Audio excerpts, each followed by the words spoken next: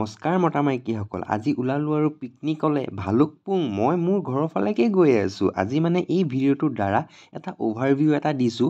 Long video' আহিব, আপোনালোকে মৰম দিব বুলি আশা ৰাখিছোঁ। শৰাইঘাট দলং পাৰ হৈয়ে একেবাৰে ধুনীয়াকৈ টোপনি গ'লোঁ আৰু মোৰ টোপনি খোল খালে একেবাৰে তেজপুৰ যোৰাবাট পাওঁ। যোৰাবাটৰে এখন ধুনীয়া হোটেলত সোমাই পেলাই একাপ ধুনীয়া গাখীৰ চাহ আৰু লগতে 3টা লুচি খাই মেলি আকৌ আমাৰ যাত্ৰা আৰম্ভ কৰিলোঁ। অৰুণাচল বুলি ক'লে নেচাৰটোতো নেচাৰেই, তাৰ লগতে এনেকা কিছুমান ধুনীয়া চিনেৰি আছে, কেতিয়াবা এনেকা লাগে যেন মোৰ ঘৰটো ইয়াত থকা হ'লে কিমান ধুনীয়া হ'লহেঁতেন।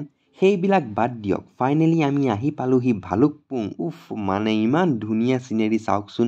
সেই পাহাৰকেইখনৰ ভিতৰত কোনোবা এখন পাহাৰত যদি মোৰ ঘৰ এটা থকা হ'লে কিমান ধুনীয়া হ'লহেঁতেন। প্ৰথমতে আহিয়ে ধুনীয়াকৈ বগৰী দুটামান পাৰি মেলি আমি বগৰী খুন্দি খাইছোঁ একেবাৰে। সৰস্বতী পূজাৰ আগত বোলে বগৰী খাব নাপায়, আমিতো খাই দিলোঁ। এতিয়া যি হ'ব দেখা যাব আৰু। কিন্তু